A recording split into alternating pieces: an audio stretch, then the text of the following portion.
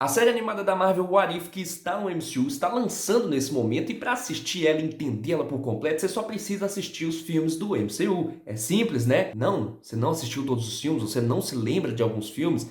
Tá, calma. Nós vamos fazer agora um resumo, pelo menos nesse vídeo, da primeira fase do MCU, e se vocês gostarem, a gente faz das outras também. Vou falar aqui então dos 6 filmes que compõem essa primeira fase: Homem de Ferro, Hulk, Homem de Ferro 2, Thor 1, Capitão América, pra fechar em Vingadores. Vamos lá, sem mais enrolação. A gente começa conhecendo Tony Stark, o milionário dono das indústrias Stark, responsável para produzir armas para os Estados Unidos ajudarem nas guerras e tal. E é quando ele tá mostrando uma das suas armas, um novo míssil que ele desenvolveu pro pessoal, pro exército lá, eles acabam sendo atacados por um grupo de terroristas. E quando o Tony tá fugindo, tá tentando se esconder, um míssil cai do lado dele, e esse míssil é feito por quem? Indústrias Stark, tá lá escrito. E ele fica, ué, o que tá acontecendo? E o míssil explode e estraçalha tudo no corpo dele. Tony acorda surpreso que tá vivo com um eletroímã gigante preso no seu peito. Esse eletroímã, na verdade, está impedindo que os estilhaços cheguem no seu coração e o matem. E quem fez isso para salvar a vida dele foi Jensen, um outro cara que tá preso junto com ele. Ele foi sequestrado e tá agora trabalhando à mão desse grupo terrorista, que é o grupo dos 10 Anéis.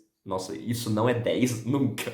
10 anéis. E esse grupo vai voltar a ser importante em outro momento da história, lá no futuro. Mas não se esqueça, grupo terrorista 10 anéis. Ele e a ciência, então, eram para produzir armas para os terroristas, mas na verdade eles ficam mais próximos ali e falam assim, vamos produzir um reator aqui para segurar esse eletroímã aqui no meu coração, vamos ficar mais amigos, eles vão ficando mais amigos. Vamos fazer um negócio aqui, vamos criar uma armadura pra gente fugir daqui. Eles conseguem construir uma armadura com o que eles têm ali, ok, tudo bem. Nós temos o vislumbre da Mark I do Homem de Ferro. Ali nasce o que vai ser um dos maiores heróis do MCU. Tony Stark usa aquela armadura pra fugir, mas é claro que os terroristas iam perceber, eles atacam o Tony Stark enquanto ele queima os terroristas, e o Jensen acaba morrendo nesse processo. Uma pena. Mas o Tony Stark foge com a armadura, que vai se despedaçando enquanto ele tá voando, ele acaba caindo no deserto, mas é resgatado pelo seu amigo Rhodes, um amigo dele que é militar e que também vai ser importante aí pro nosso futuro. Quando o Tony volta para os Estados Unidos, ele fica pensando nesse negócio, né? Eu quase morri por um míssil que foi feito por mim e que na verdade tinha sido comprado pelos terroristas, né? Alguém dos Estados Unidos está vendendo esses negócios para terroristas. Então, o que ele faz? Ele fala para a imprensa, eu vou parar de produzir armas. Isso deixa insatisfeito um gerente ali da equipe dele, meio que um sócio ali das indústrias Stark, que é o Obadiah Stane. O Stane fica revolto, fala assim, se a gente parar de produzir arma, você vai acabar com o legado do seu pai. As indústrias Stark foram criadas pelo pai do Tony Stark, tá? Ele pegou, herdou e tal. Você vai acabar com o legado do seu pai, você vai perder o seu respeito, nossa indústria não vai ter mais sentido se não produzir mais arma. Enfim, o cara queria continuar produzindo as armas. Mas o Tony não tá nem ligando pra isso enquanto ele tá lá na casa dele, construindo uma nova armadura, mas agora com a ajuda da sua inteligência artificial, Jarvis, e também com a ajuda da sua assistente pessoal, Pepper Potts, ele constrói uma nova armadura, muito mais rebuscada, com um novo reator Arc que ele constrói ali, que além de salvar a vida dele, continuar salvando ele dos destroços, consegue energizar a armadura e fazer uma armadura muito melhor e tal. Eu falei enquanto isso lá no começo e não terminei a frase, né? Enquanto isso, o Stan tá procurando algum modo de tirar o Tony Stark do poder, assumir o cargo dele e buscando juntar aquelas peças da armadura que caiu, aquela primeira armadura, mais aquele primeiro reator, aqueles primeiros experimentos, para fazer uma engenharia reversa ali e montar ele mesmo uma própria armadura para ele. E ele consegue. Enquanto o Tony tá lá num evento, uma jornalista chega nele e fala assim, olha, tem armas da sua indústria na cidade tal, lá no Afeganistão, estão usando para invadir uma cidade lá, que na verdade é a cidade natal do Jensen. E ela também fala que quem tá fazendo isso nas costas dele deve ser o Stan. Então ele fica pistola, bota a armadura, vai para o Afeganistão, salva a cidade do Jensen. Mas aí o que acontece é que quando ele tá voltando, ele é perseguido por caças militares dos Estados Unidos, e aí ele tem que assumir a sua identidade secreta ali de Homem de Ferro pro Rhodes, porque o Rhodes vai conseguir fazer os caças parar de perseguir ele, porque eles estão atirando míssil, era perigoso o cara morrer ali naquele momento. E aí nisso tudo a Pepper tá indo hackear o Stan, descobrindo que é ele que tá por trás de tudo, tá lá, ela vai atrás dele junto com o agente Coulson da SHIELD, olha aí, o cara aparece ali pra ajudar ela, eles vão atrás do Stan, só que o Stan já tá com a armadura pronta ali, pronto pra barulhar. Esqueci de falar que o Stan vai lá na casa do Tony, pega o reator dele, arranca do peito do Tony, o Tony quase morre se não fosse o reator antigo que ele tinha,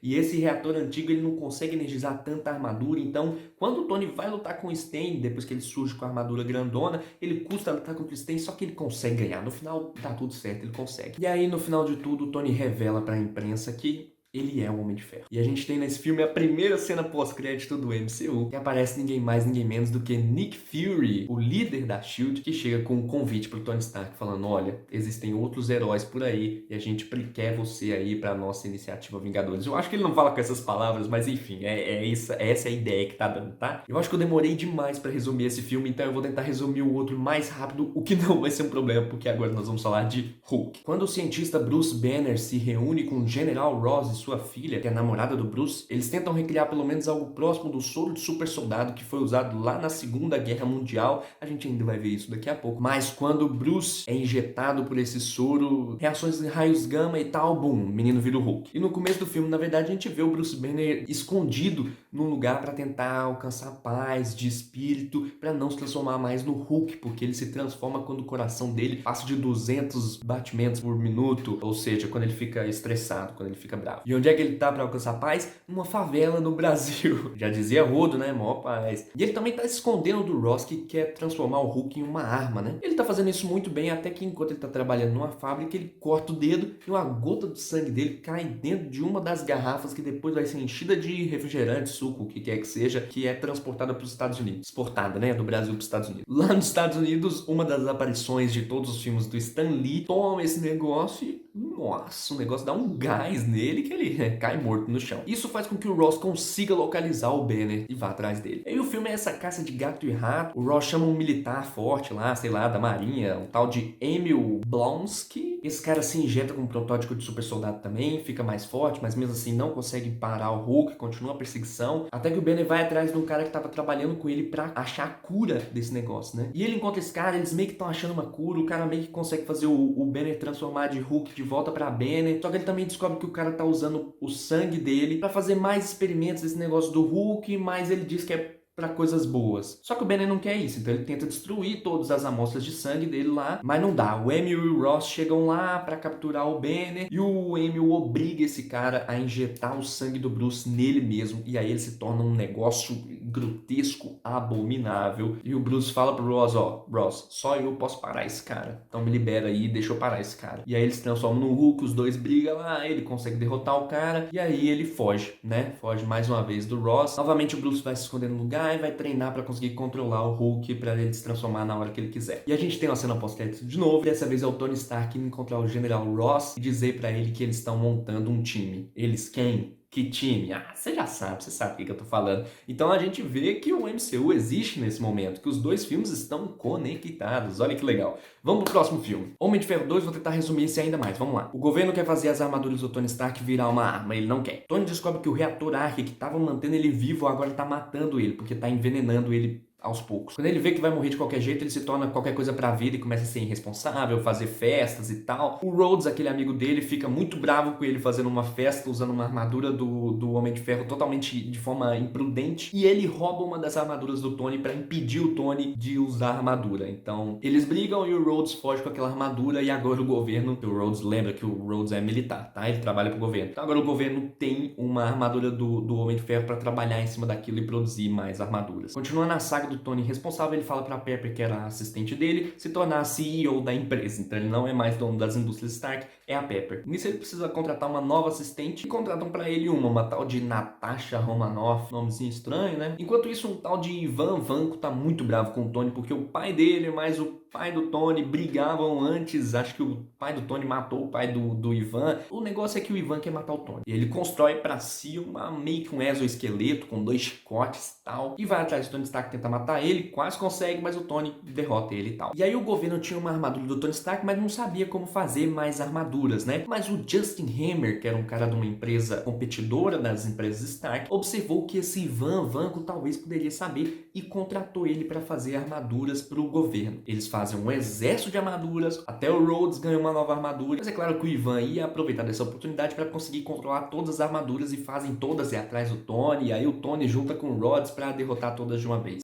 Eu esqueci de um detalhe muito importante, rebobina. Enquanto o Tony tava naquela deprê de, vou morrer, a tal da Natasha chega até o Tony com um cara especial, um tal de Nick Fury. E eles sentam e vão conversar, a Natasha se mostra ser uma agente da SHIELD também, mais conhecida como Viúva Negra. E eles trocam uma ideia lá e o Tony acaba descobrindo que ele tinha uns projetos do pai. O pai dele tava pesquisando um novo elemento químico baseado num cubo muito louco que ele tava estudando lá no passado. Então o Tony vai e faz esse elemento químico. Ele consegue desenvolver um novo elemento e usa isso como reator, o novo reator Arc dele. Esse reator não envenena ele mais, então ele não vai mais morrer. O Tony e o Rhodes conseguem derrotar o Ivan e todo esse exército de robôs. E como cena pós-crédito, eles mostram que a SHIELD está monitorando um martelo que simplesmente caiu no chão e fez uma cratera gigantesca. E aí que a gente parte para Thor, que começa na verdade bem antes disso tudo que a gente está falando, numa guerra entre Odin e os gigantes de gelo liderados por Laufrey. Nessa briga o Odin pega uma arma deles lá que congela as coisas e também pega um nenenzinho gigante de gelo que ele vai levar para criar como filho adotivo e chamar esse menininho de Loki. Odin é pai de Loki e de Thor, que aí depois de um tempo cresceram, né? E estamos num momento aí em que o Thor ia assumir o trono de Odin. Odin estava cansado, precisava descansar e o Thor estava pronto para assumir o trono, todo felizão. Eu sou o Thor, sei lá o quê. E aí os gigantes de gelo conseguem de alguma forma invadir Asgard, que é o reino deles lá. Nós estamos falando de um negócio bem longe da Terra, tá? Na verdade é meio que terra, mas nós estamos falando de reinos, de deuses, de uma coisa mais fora um pouco do que a gente estava aqui até agora. Eles invadem lá, tentam pegar essa arma de gelo de volta, são impedidos, mas aí o Thor fica muito bravo que o negócio dele foi interrompido, a coroação dele foi interrompida, então ele junta uns amiguinhos e eles vão lá pro reino dos gigantes de gelo para dar uma vingança, né? Vingar. Que é isso? Mas eles perdem, né? Os gigantes de gelo meio que encurralam eles lá e o Odin tem que descer pra salvar. O Odin fica pistola, castiga o Thor, mandando ele pra terra, pra nossa terra mesmo, sem poderes nenhum. Pega o martelo dele, conjura um feitiço. O martelo dele chama Mjolnir, tá? Só pra quem não sabe aí. Ó, só aquele que merecer levantar esse martelo vai levantar. E aí joga o martelo também lá na terra. Esse martelo cai lá na terra e aí essa é a ponte que dá da cena pós-crédito ali de Homem de Ferro 2 e nossa, a partir daí o filme fica tão ruim, meu Deus do céu. Nossa, eu vou pular muito agora. A gente conhece a Jane Foster, que é uma estudiosa, tal, ela tem um mentor, que é o Dr. Eric, tem uma amiga que é a Darcy. Todos eles adoram estudar e, nossa, caiu um negócio cósmico dos céus. Eu quero ir lá estudar, mas a SHIELD tá lá, não deixa eles intervir. Ai, mas eu quero. E aí o Thor encontra ela, tenta fazer o possível para invadir aquele lugar, ele invade, mas quando ele vai levantar o martelo, ele não consegue, ele não é digno de levantar esse martelo. E aí, nossa, depressão. Enquanto isso, o Loki tá lá em cima assumindo o trono, porque o papai tava cansado, né? O tal do Odin tava cansado, e aí ele dorme, ele tem um sono para se recuperar muito grande. Enquanto isso, o Loki, vou assumir isso aqui. E aí a gente descobre que o Loki que tinha dado abertura para os gigantes de gelo entrarem, ele meio que descobriu que ele era adotado, ficou muito bravo, queria comandar tudo lá e fazer os gigantes de gelo ganhar também, alguma coisa em troca, enfim. Os amigos do Thor querem resgatar ele lá na Terra, e quando o Loki fica sabendo disso, ele fala, vou mandar um guarda que nós temos aqui lá para matar o Thor antes. Esse bicho vai lá, começa a destruir um tanto de coisa, e quando ele vai matar os novos amigos do Thor lá, o Thor se coloca na frente, não mate eles, me mate, você tá querendo é eu. E aí o bicho dá um tapão no Thor, quando vê que o Thor não tem poder nenhum de Thor, então ele meio que não reconhece o Thor. Mas aquilo é o suficiente para ele se mostrar digno, puxar o Mjolnir de novo pra mão e retornar a ser Thor. Aí ele destrói esse guarda aí, e os amigos dele conseguem pedir pro Heimdall, que é o cara que controla a Bifrost, que é um tipo portal dimensional que leva de um reino para o outro e tal. E eles salvam o Thor, traz ele de volta e o Thor ajuda a derrotar o Loki. Ele derrota o irmão dele, quebra a Bifrost no processo. Quando ele quebra a Bifrost, os dois começam a cair, mas aí o Odin volta do nada e segura o Thor, e o Thor segura o Loki fala, não, e se solta e cai num infinito, assim, a gente acha que o Loki morreu, mas não, porque depois no final ele aparece na cena pós-créditos, controlando a mente do Dr. Eric, que foi abordado pelo Nick Fury, quando o Nick Fury estava mostrando um cubo azul pro Dr. Eric falando assim, por que você não ajuda a gente a estudar esse negócio aqui que a gente achou? E o Loki, controlando o Dr. Eric lá, fala, tudo bem, vai lá. E assim termina essa judiação de quem assistiu esse filme. Mas vamos pro próximo, Capitão América. Agora a gente volta pro passado mesmo para contar uma história lá de 1943, 1900, essa época aí em que tava rolando a Segunda Guerra Mundial. Ó, lembra que eu já falei da Segunda Guerra Mundial lá em Hulk, né? Agora que a gente vai entender o que é esse soro de super soldado que todo mundo queria. Steve Rogers era um menininho franzino que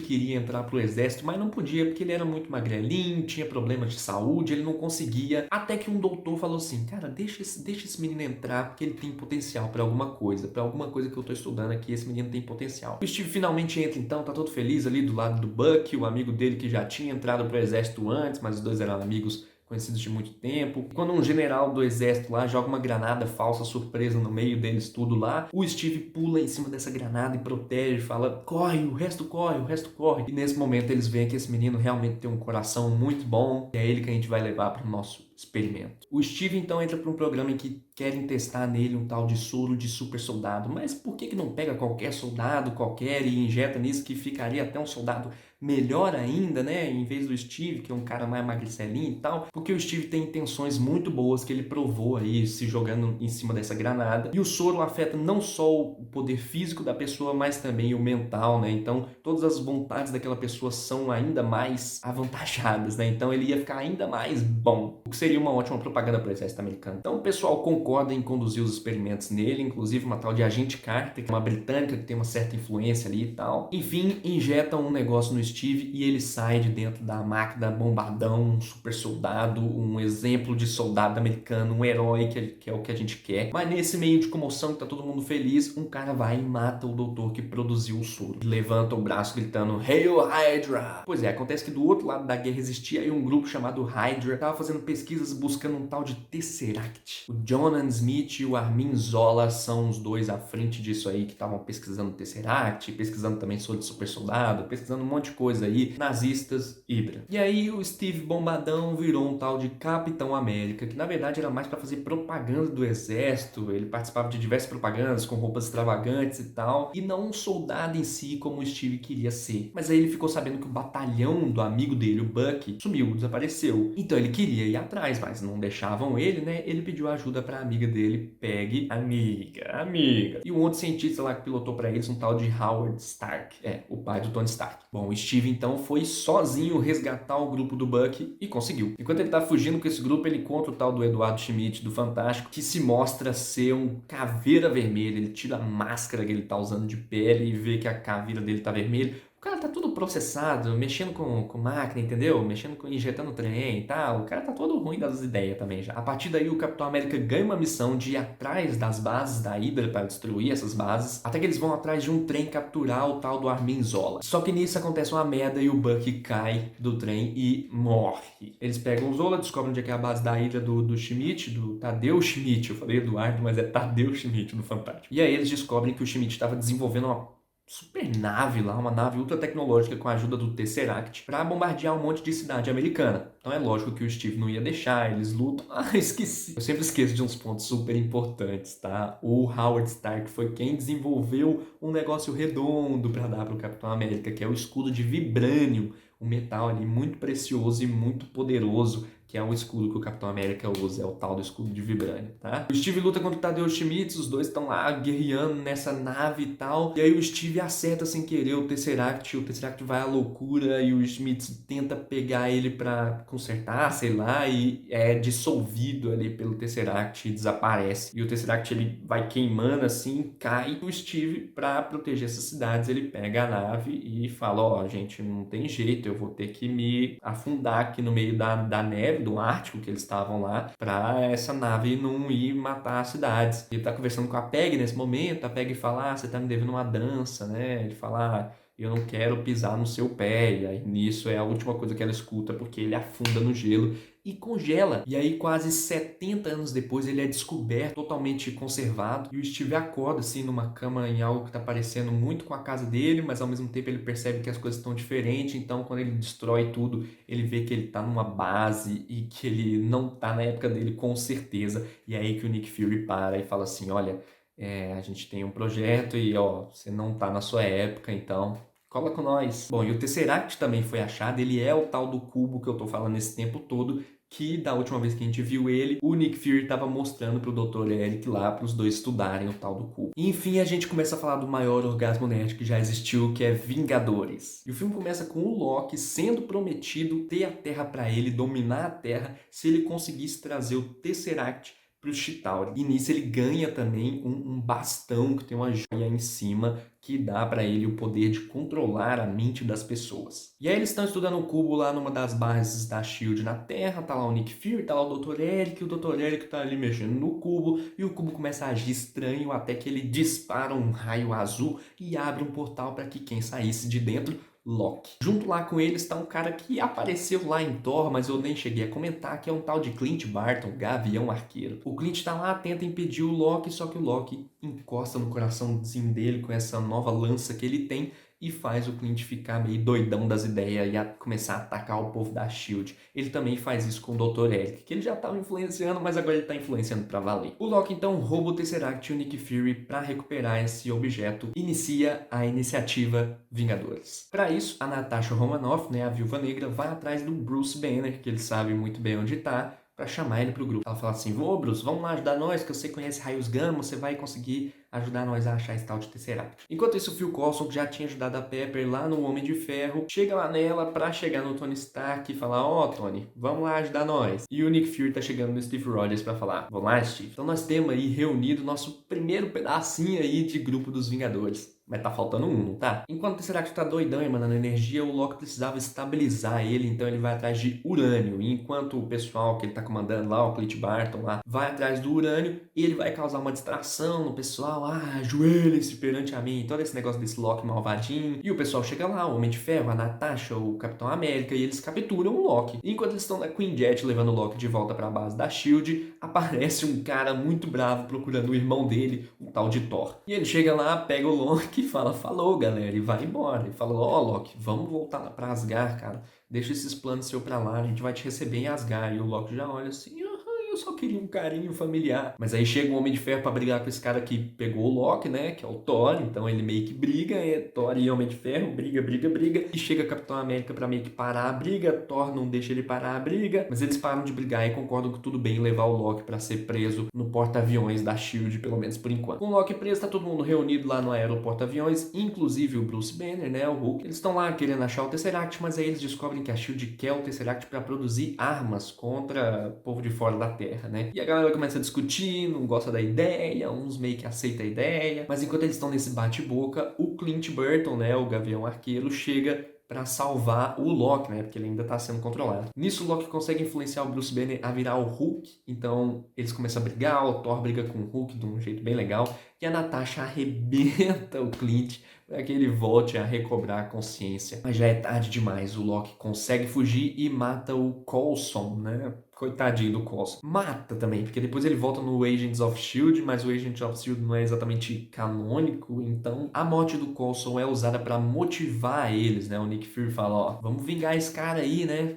Nós somos os Vingadores. Enquanto isso, o Loki tá usando o Tesseract junto com o dispositivo que o Dr. Eric lá criou para abrir um buraco de minhoca para fazer os Chitauri entrarem dentro da Terra para dominar tudo, né? Dominar Nova York, pelo menos, ali de princípio. E o grupo se reúne, enfim, pra ter aquelas cenas lindas, combatendo aquele exército gigantesco. Aí tem Hulk quebrando um negócio, falando: eu sempre tô bravo e eu quebro mesmo. E depois Deus fraco e joga Loki pra lá e pra cá e pra lá. Enfim, eles impedem o Loki, a Natasha faz o Dr. Eric voltar ao normal. O Dr. Eric fala que dá pra fechar o negócio, mas só com o bastão do Loki. E enquanto eles estão nisso, os superiores do Nick Fury da SHIELD falam assim: nós vamos bombardear Nova York, que assim a gente livra tudo do mal. Então a gente vai lançar uma bomba atômica, nuclear pra lá. E eles mandam essa bomba, mas, poxa, vai destruir Nova York? Não. Então o Tony Stark, ele voa, pega essa bomba e numa transformação de personagem que ele faz um ato totalmente não egoísta comparado a como ele agia até no começo desse filme, ele pega o míssil e leva para o buraco de minhoca e eles fazem um plano para que fechasse um buraco assim que o Tony entrasse lá dentro. Então ele entra, né, vê todos os Chitauri lá, joga a bomba acerta e destrói os Chitauri todos de uma vez. Enquanto o Tony tá caindo, o buraco se fecha,